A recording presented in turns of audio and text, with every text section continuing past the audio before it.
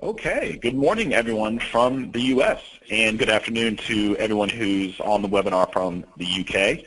Thanks everyone for joining today. We've got a really exciting webinar for you. Today is all about how to be an authentic boss, how to lead, not manage, a global workforce. Now today I'm joined by Jerry Zarnecki, and Jerry is the chairman and founder of the National Leadership Institute.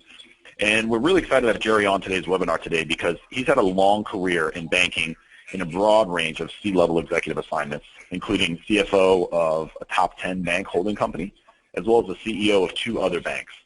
Now, Jerry was recruited by Lou Gerstner to help with the turnaround at IBM, and Jerry became the Senior Vice President of Human Resources and Administration. And Jerry's going to be taking us through a lot of the topics today. And my name is Darren Jennings, and I'm the VP of Sales at Interact. Okay, so starting with the first questions, the one is really fundamental, which is what is good leadership? And these are the questions we want you to think about and hopefully answer for you by the end of today's webinar. So what is good leadership? Is the perception and the expectations for leadership actually changing? That's something that's very interesting to think about. The next is what change is happening? And we'll hear about how diversity in the workforce, how it creates a greater need to emphasize respect and nurturing from a leader. And finally, how can social enterprise technology help? What a tool like an intelligent intranet can help enable and encourage authentic leadership and giving them the kind of tools that they need to help lead, not just manage their teams. Now, these are the 5 pillars of authentic leadership that Jerry has identified as it pertains to the current trends and successes experienced by global leaders. Okay, the first pillar that we want to talk about today is engaging employees by leading from the front. And we're going to hand it over to Jerry to talk about this, but before we do, I have a really, I think, relevant quote from John Quincy Adams here, which I think encompasses the idea of good leadership. And he says, if your actions inspire others to dream more, learn more, do more, and become more, you are a leader. So I'm going to turn it over to Jerry, and he is going to run through how to engage employees by leading from the front. Jerry? Well, thanks, Jared. And good morning or good afternoon to all of you. What I want to try to do as we talk about these topics is to make sure that you see them in the context of the world we're living in. Many of us have been around leading and managing for a long time, but the world is changing. And so one of the things that we're trying to focus on today is to how do we deal with this changing workforce that we're dealing with, and how do we deal with the leadership characteristics that are kind of not only still relevant, but tried and true and make sense. One of the first that I think is really strongly relevant today, maybe even more so than it has been in the past, is as a concept that I believe is really at the heart of what leadership is all about. And I talk often when I have conferences with folks, I talk about loving rather than liking. Now, some would say that's kind of a convoluted set of notions. I like to like my people, therefore I'm a good leader because I care about people. And what my point is in this context is if you like them, then you may be biased towards them. If you dislike them, you may be biased against them. So what I really want you to do is I want you to love them as human beings because that's what they are. They are human beings, and our affection for them and a truly deep love sense as humans is what can make us really care about them in a way that's constructive for them and for us. The second concept here is be there when they need help, but only then. Give them freedom to achieve. This is really tough for most of us because when you give people the freedom to achieve, you also give them the freedom to fail. And that is exactly what I want them to be able to do. You need to give them the help they need to be able to be successful, but if they're going to make a mistake, they're probably going to learn more from that mistake than they are from making the right choice. And as long as they don't come back and do it a second, third, and fifth time, that learning experience will be sealed in their memory. And so we need to give them the ability to function on their own because many of them today really want that. They want guidance when it's required, but they want to be left to their own devices to be creative, and to be able to succeed. So giving them that freedom to achieve is critical to the majority of our workforce today. But that said, it is essential if we are running an organization of any sort, large, small, it is irrelevant. If the people who work for you don't know what you expect of them, then how in the devil are they going to be able to achieve it? So there's lots of oxymoron comments about knowing where you're going. The fundamental fact is it is our responsibility as leaders to make sure that we define clearly what our expectations are. Because once they know what our expectations are, then by letting them have the freedom that we talked about, they can know where they're supposed to go. They know what their goals are. That is a critical component of success.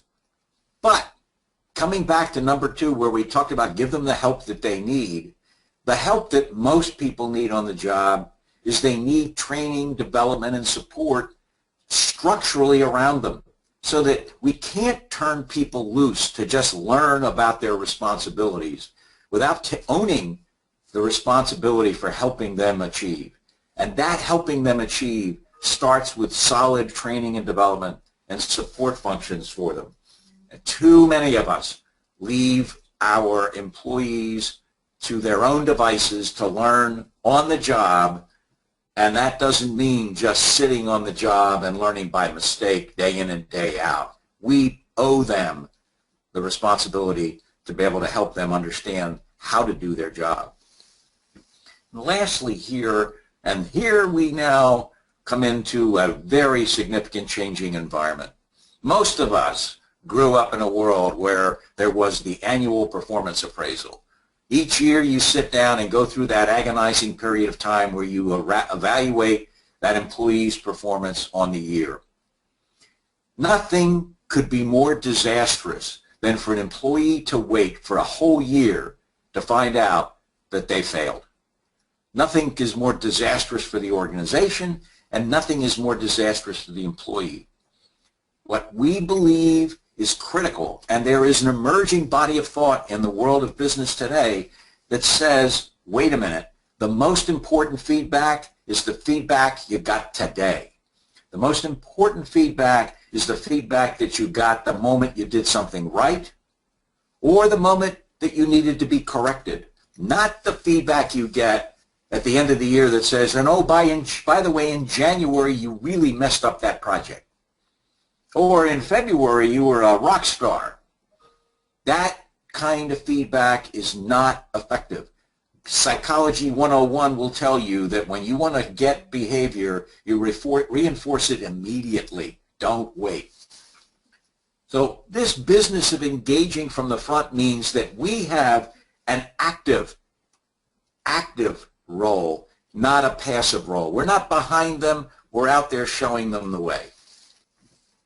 Jerry, that was really great. So one of the things that I'm hearing here is that communication is key. And so a good leader will be responsive to the needs of that employee while giving them autonomy. But I think that's an area where a lot of us as managers and leaders feel the need to sort of do the work for them because we might think we can do it better. But if we're not giving them the tools they need to do the work for themselves, that means that we're constantly focused on sort of the tactical issues. And as leaders, we need to spend our time driving the strategy of the business. So it's not helping anybody if we don't empower our employees with that autonomy. I think that's a really great point. So one of the things about communication that I think is really helpful on this is just talking about blogging as a tool for a leader to be able to communicate with an audience all at once, and not waiting for the annual all-hands meeting or the annual company meeting, but consistent, authentic communication from leadership is going to be very, very important for stressing the strategies of the business, where they want to drive the organization in the short, medium, and long term, and having a blogging tool that enables the leader a platform to communicate with that audience is so vital for the right organization. So think about how your leaders, or for those leaders on the call, might actually embrace this type of technology to drive the greater strategy of the business. Okay, the next pillar that we want to move to now is discovering and applying employees' passions to their tasks. And this is one that I'm especially interested in hearing about, Jerry. But the first thing I want to talk through is another quote, this time from John Maxwell. And John says, "A great leader's courage to fulfill his vision comes from passion, not position." And I think that's so true for leaders as well as for employees. So I'll hand it over to Jerry, and Jerry, you can take it through. The notion that passion plays a role is really important. And it is so important that we probably tend to forget it. Passion is far more important than demanding people do things. The fact is that when I set a goal, if the people who work for me don't believe in that goal, if they don't have a passion for achieving that goal, if they don't believe the way we're going to go for it is the right way, I'm going to get, no matter how hard I try to demand performance and expect their performance, I'm going to get half-hearted efforts. There is something that happens to us when that adrenaline inside of us connects with an objective. Football players win more by passion than they do by skill, because that energy that creates the fire in their belly to want to achieve. We need that same kind of passion when we're talking about the work environment. And yet many people talk about, a lot of our workforce today just really simply doesn't get excited about things. They get excited about things, they're not in the workplace. And so what we have to really try to understand is, what are the things that the people who work for us energize them to get excited?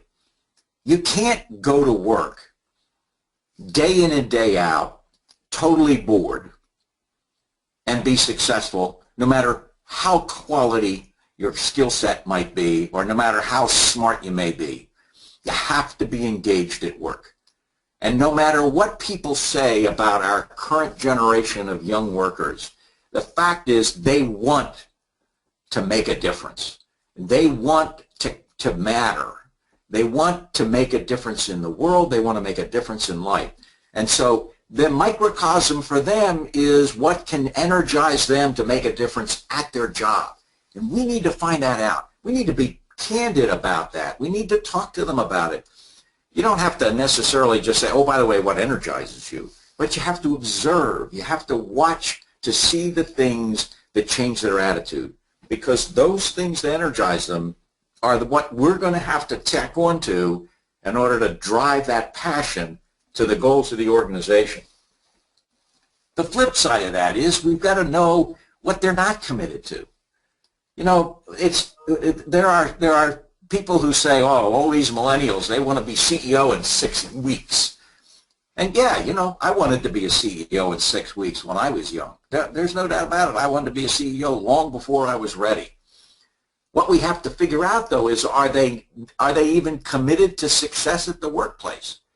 Because let's face it, if all they're doing is coming in and putting their time and they have no passion, no commitment, nothing energizes them, then they are, in any day and age, going to end up to be failures. So we have to figure out what things they're not committed to, because what we need to do is try to assign them to tasks, assign them to duties that give them the ability to be able to be committed to that. If you have a worker who is in a general supervisory responsibility and they don't get math and they have no commitment to learn math, then giving them some kind of an Excel spreadsheet project may be the worst possible thing you could do to get them energized, because they just can't stand spreadsheets. So we need to be sensitive to the things they are not committed to being good at. Yeah, maybe they're going to have to learn some of that stuff as time goes on, but let's capitalize on what they're committed to right now. That's the passion that we're going to try to harness. Remember to focus on them and how you can both support your goals and theirs. Look, there is no doubt about it that there are times when the employees are come to work and they're going to have a goal that absolutely doesn't resonate with your needs in the organization. But what you have to focus on is, what are their goals? If they have a goal of being recognized, then let's make certain that we recognize them. Let's not think that the only way we're going to satisfy them is to give them a salary increase, or for that matter, to give them a bonus potential. It's conceivable that a bonus doesn't mean a thing to them. what they want to see is they want to feel like they're being appreciated for the quality of their delivery of their goal achievement.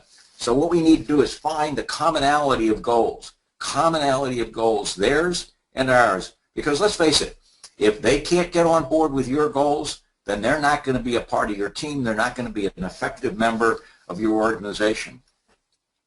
Then, if it's possible, spend time learning about the passions they have. If somebody is a fanatic about football and they're passionate about football, then figure out how you can use that passion for football to be able to energize them to think about playmaking in the context of your job as opposed to playmaking on the field. If they have a passion about English literature, then think about how you can use their passion for English literature and harness it, their writing skills, their interest in writing, to be able to create things for you that they can write for you. If they have a passion for mathematics, then give them that Excel spreadsheet. Give them a chance to be able to expand their understanding of the functions creation within the Excel programs. Pick on their passions and do the best you can of aligning with yours, because in the final analysis, if you can harness those passions, your goals will be their goals. Hey, Jerry. Yeah, that was great. It makes perfect sense. And so you're saying that finding things in common with them are going to help you better support them and make you more authentic in your leadership? Yep. Perfect. And I really like the idea about aligning their passions with work, because I'm breaking protocol a little bit here, but one of the questions that came in was relevant to the last couple of points you made, which was, what if their passions have nothing to do with work at all? And what if it's all about fun and games? So I think a creative leader can leverage some of their passions, no matter what they are, towards getting better work done. So really good points there. So one of the things that we talk about in broad terms about an intranet and how they can actually help you uncover some of your employee passions are through a fully built out kind of employee profile or persona on the intranet, and enabling them to contribute to this and talk about some of their own expertise. Maybe there are certain things that they are very good at. It could be languages, it could be software programs, it could be proofreading or just general office skills. That kind of helps identify things, but also aligning some of your profile data with some of their passions outside of work, like cooking or travel or something like that, and using the to fill out their own profile information with some of these passions can help you identify hidden expertise within your organization. Another area that you might consider to tap into some expertise of your employees is through discussion forums and allowing employees to actually contribute to the knowledge base. And again, it's about uncovering those hidden experts within your business and tapping into their passions to help build out and create a more productive and collaborative environment. That's really a good leadership tool to kind of just take a look at these things. Now, the next one that we want to move to is the next pillar of authentic leadership is transitioning from manager to effective leader. And I think this one is very, very important, especially for those newly minted managers and how to transition from just managing to leading. So I really like this one.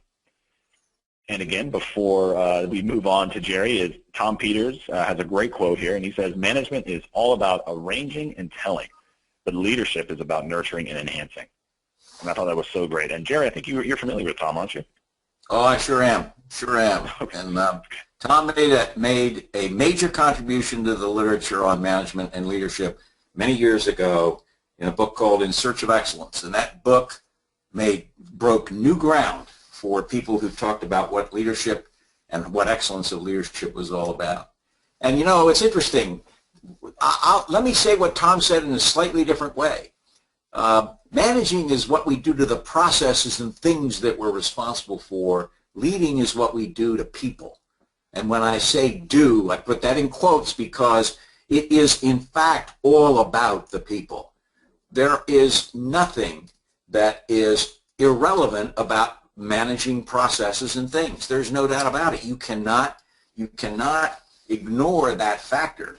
But the business of nurturing, as Tom says, the business of loving, as I was talking about in the first section, that business of connecting with the people so that they are energized, they're passionate, that they're committed, all of those words we've already used, that's what leading is all about. Now, the fundamental fact is that a guru that almost everybody's heard of at least one time or another, Peter Drucker, who wrote really at one time what was the seminal document on what management was all about. And lots of people for decades and decades followed the Peter Drucker model. He talked about planning, organizing, controlling, and directing as being the core functions of management. But he always, in everything he wrote in that huge tome that he wrote and everything he wrote afterwards, he always stressed that leading is at the core of the ability to be able to do the planning, organizing, controlling, directing. He frequently called it motivating, but leading, in my mind, is a better word because it means that you're out front, just as we talked about in the first segment, but it means that you're setting the example and they're following your example. They're following your lead as opposed to you're trying to get them motivated to do what you want them to do. And so it's really critical for us to think in context of our being out front. Now, I've talked about this managing and leading thing. They're both necessary for success, but neither is really sufficient for success. I could be the greatest leader in the world, and in fact, I worked for one like that once a long time ago. He's a phenomenal leader, but he had a big problem. He didn't pay enough attention to planning, organizing, controlling, and directing. And so, unfortunately, even though those of us who worked for him loved working for him, believed in him, and would have followed him over the cliff, the fundamental fact is sometimes we did follow him over the cliff because we didn't get the goal. We fell into an abyss because we lost control of the organization. We didn't have the plans necessary. We didn't organize it properly. So it is no doubt about it, you have to have that management thing part of your process. Now, on the other hand, you put me into a position where I have to make a choice, and I choose leading every time. I would go back and work for that guy today. In fact, I just saw him a couple of weeks ago. I'd go work for that guy tomorrow. No, it wouldn't matter what he wanted done because I loved him, and I was passionate about wanting to follow him. That business of being energized can make up for a lot. And by the way, if I had been smart enough back then, I would have figured out that he will lead me, but I'll do the planning, organizing, controlling, and directing to make sure I don't go over the abyss. So that was a critical component. But remember, none of the processes can function entirely without the staff. That's why I pick leading. We need people. Organizations are not just processes. Organizations are, in fact, manned, womaned by staff. And whether we like it or not, we can't get anything done. Even in the automated processes of a completely automated machine shop, there still needs to be somebody that pushes the button to start it or somebody who pushes the button to stop it when the line is flawed. So keep that in mind. The people are what really drive everything that we do. Yeah, thanks, Jerry. I think it's really interesting that organizations, while you say that they're made up of people and processes, and although the people ultimately make those processes work, we have to have the people and the processes in place to effectively lead, and that's really an interesting point. So I do want to move on now to the fifth topic, or sorry, I think this is the fourth. Engaging and motivating disparate teams, and what we mean by disparate teams is geographically dispersed employees. And this is just a classic, clever acronym of together everyone achieves more with teams. So it is really just important about how teamwork is important for achieving all of our goals. Well, I want to start by saying that no two teams are identical. I've been in the business of managing and leading for a long time, and every time I think that I've had all the experiences that I could have with knowing what a team was going to look like, I get surprised again. And as Garen pointed out, there's a lot of different kinds of disparity, and that disparity can really create both positive and negative concerns. But there is no doubt about it, you have to pay attention to who's on the team. You have to know the behavioral characteristics. You have to know the passions. and the commitments of the members of the team. And remember, no two people are identical either. So the teams are different in large part because the people are different. Whether they're different from an ethnic standpoint, a geographic location standpoint, an educational background, a skill set, knowledge, attitudes, people are different. And that is why the teams are always different, because it's almost impossible to get the perfect balance looking in each of the teams that you have. You have what you have. And the fact is that when you have a team, what brings a team together is an alignment on the goals. The only way that you can take this disparate nature, whether it's geographic disparity or whether it's cultural disparity or whether it's educational achievement disparity, the only way that you can find that common ground is the alignment on the goals. If you don't find alignment on the goals in the team, that means, and when I say alignment, I mean we buy it. We buy into the fact that that's what we're expected to do. If the team starts with that alignment, a lot of that disparity can go away, because now they're focused not on their differences, they're focused on their similarities. And this is really important. Even though you have that alignment, you're going to have conflict on occasion about the goals or the how to get there, the paths to achieve. And when you have that conflict, that's actually good. Don't think about conflict as a bad thing. Think about conflict as an opportunity to see alternative views, to be able to balance the way you think about issues. Maybe the goal that was set for your organization, division, department, or section, maybe that goal that was set in numeric terms when in fact quantity of output, when in fact it should be quality. And if somebody says, wait a minute, I raised my hand, we can get 1,000 of these widgets out, but if we get 1,000 out, we're going to get a 5% error rate. If we get 800 out, we can have virtual perfection. That kind of conflict, that kind of disagreement about goals and how to achieve them is really to our benefit. And so you, as a leader, have to be able to resolve those conflicts. Some of that resolution means compromise. Some of it means active conversation in which you then bring a consensus together. Whatever that process is, you have to resolve conflict as leaders. And by the way, a lot of leaders have a weakness in this regard. As leaders, it is our job to resolve conflict. And if you don't know what the conflict is in the first place, you're never going to get a chance to resolve it. So in my mind, you have to end this process of working with disparate teams by asking yourself, what do I have to do to resolve the conflict, to make sure that we have a full alignment on the goals?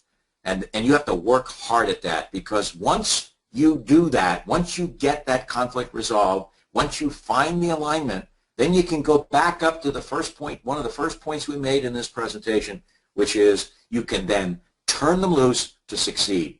Because now the team, not just the individual, now the team is aligned on a goal, and you give them the chance to take that alignment and achieve the best interest of the organization. So conflict resolution is a major leadership responsibility. Yeah, that's such a good point, Jerry. And I'm breaking protocol again, but a question that came in that I think is important to address now, which is the question says, you say to resolve conflict, but I typically avoid conflict. What can I do? And I think this is something that a lot of leaders face. What advice would you have for the question about, if you typically avoid conflict, how do you attempt to resolve it instead? Well, it is a phenomenal question, because there is no doubt a very large percentage of us listening today would prefer not to be involved in conflict. There is no doubt about it that there are some people who love a good fight, all right? But the majority of us, especially at the work environment, would just as soon be able to go to work and not have an argument, not have a fight. And those of us who are normal human beings would prefer not to have to get in the middle of a fight. Who wants to get in the middle of a fight and break it up? The problem is that the minute you run from conflict as a leader, all that conflict can do is get worse.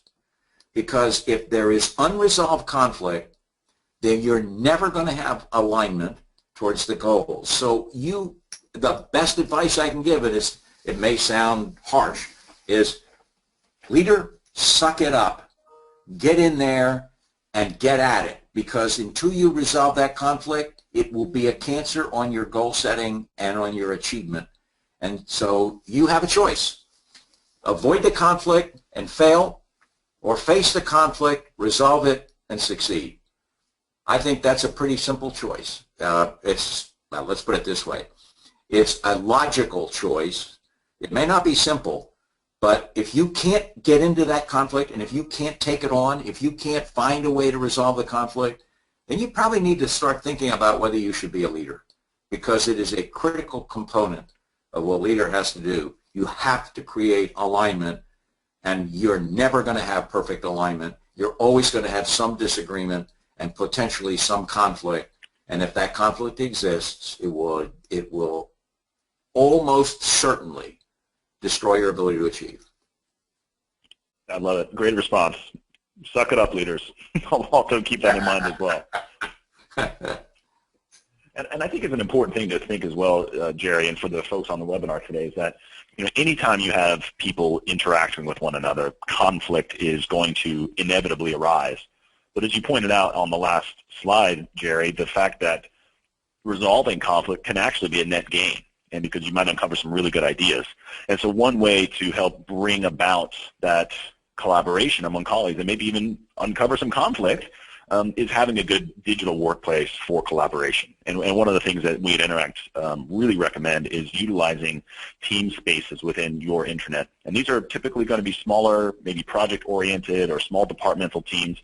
But it's just a great place for people from all over the globe or all over the country to be able to communicate and collaborate in an online setting and contribute to that knowledge base, where you might have documents and dates and discussions and really vibrant spirited debates within that digital workspace. Again, provided that everyone's being professional. But very interesting point.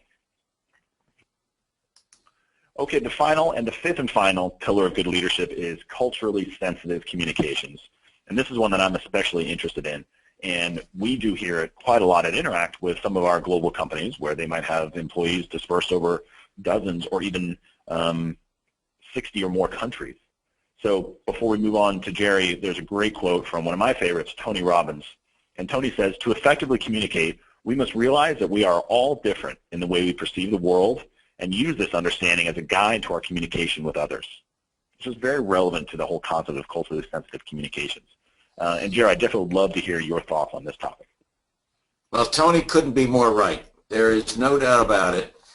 There is absolutely no doubt about it that there is a cultural phenomenon that has an impact on every one of our relationships.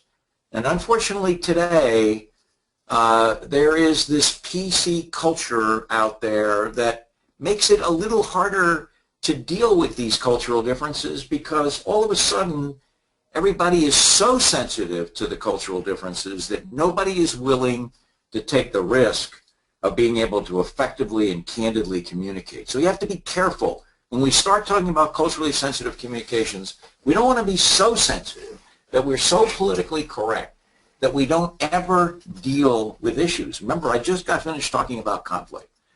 Some of the conflict that we encounter in these disparate teams that we've talked about could be cultural conflict. It could be a completely different perspective on what a goal ought to look like and how we ought to achieve it based on the culture that people live in. And so as a practical matter, we have to be prepared to take on the PC culture. We have to be prepared to resolve conflict by potentially offending somebody. That's going to happen. So I don't want anything that I say later to be put in the context of, well, we're going to be completely PC correct on everything that we do. But that said, insensitivity is more a function of relationships than it is actual words. And that's why I worry about the PC culture, because if I make a statement to somebody that I know well and who knows me well, that I've bonded with, that I have a great relationship with, and I make a statement that appears insensitive to somebody who was not a part of that bonding that we've gone through, that statement could well be insensitive in the mind's eye of somebody around us, but to the person that has the relationship with me, it won't be. If we want to avoid insensitive comments, in my mind, it's more important to worry about building quality relationships with people rather than it is worrying about the precise words that we use. And as a practical matter, that's particularly important when you're separated by geography. It's particularly important when you are in two different cultures. And it means that, and that's the beauty of that's the beauty that we have created in this thing called the internet and our ability to be able to use tools like Interact. The fundamental fact is that it can bridge those distances. It can bridge the relationship building problem that can't happen face-to-face. It can perhaps build relationships in spite of the fact that you're not face-to-face. There's no doubt. I'll admit, I'm just old enough to be biased towards face-to-face communications. But there is no doubt that this is a world that we live in today that is global, and that global world requires us to be able to find ways to build relationships when in fact we're not completely face-to-face. But then saying that, you also have to keep in mind that we don't want to spend so much time focusing on cultural differences that we forget about the commonality. That we are humans in a human race together. And going back to the things that we talked about earlier in this webinar, the fundamental fact is when I get to know you, when I get to understand you, when I get to understand what is important to you, what motivates you, what you have passions about, it becomes irrelevant what the cultural differences are, because I can now find common ground with you on those areas where I actually do have a sense of commonality. And that is really an important part of making certain that when we make comments or take actions, guarantee you at some time that you're going to be misunderstood. That no matter how hard you try to say things the right way, somebody is going to misunderstand what you meant. Somebody is going to misunderstand or misinterpret your motivation. And the fact is that if you argue about the propriety of the dissent, but simply acknowledge it, don't deny intent, just don't accept intent. The key is move on. And it doesn't do any good to sit and argue when there is an insensitive interpretation of a comment or a communication that we make that is in fact not intentional. Now, on the other hand, if you really are crude, insensitive, and unaware of the cultural differences and you become oblivious to them and you become intentionally insensitive, then shame on you, because if you are doing that, there is no way you're going to be an effective leader. But like it or not, the cultural sensitivities have increased in our society. Almost all over the world, cultural sensitivity has become a major topic of conversation. We see it in our daily existences, our lives. We see it on TV. We see it in the political campaigns. There is no doubt that this cultural sensitivity issue is top of the mind in a lot of people. That's why it's important that we have a cleanliness of thought and heart to make sure that we don't intend to do it, but that we move on and we stay focused on what's right, what's good, and what the goals of the organization are. Because in the long run, our organization has goals to achieve, and it's our responsibility as leaders to achieve them. Jerry, that's a really great point, I think, about not getting hung up on just misunderstandings themselves. And as a leader, I think in any human being, we're bound to say things that at times people want to complain about. So it's important, I think, that your point is to accept that criticism, to atone for it, to talk about it not being your intention and moving on. I think it's such a valid point because we don't want to be stuck in mired in the conflict in a long-term basis. And I think that probably is relevant to what you talked about during the fourth pillar. So yeah, very, very interesting. And one thing that we talk about with some of our customers at Interact related to culturally sensitive communications is using your intranet platform as a way to communicate with different groups differently. And one way that you might look at doing it is with a homepage. And this is just the homepage that you might see for a customer of ours at the ASPCA. A lot of our global customers are actually using different homepages for their different cultural groups, geographically speaking. So the people that are logging in from, say, Asia might have a different experience related to the tone of voice and the actual communications they're receiving compared to some of their colleagues that might be in Europe or in the US, for example. So using your intranet as a way to adopt your communications so that they're culturally appropriate is definitely something I think that will help clear up any misunderstandings and ensure that everyone has access to the type of communications they need to get their work done. Okay, and that concludes our webinar. So, Jerry, I'd like to thank you so much for joining us today. If you'd like to get in touch with him or learn more about the National Leadership Institute, please visit nlionline.org, or you can get in touch via Jerry's website at jerryzarnecki.com. The National Leadership Institute, or NLI, is a tax-exempt 501c3 nonprofit organization that is committed to helping leadership and board members fulfill the commitment to being a strategic asset to their organization.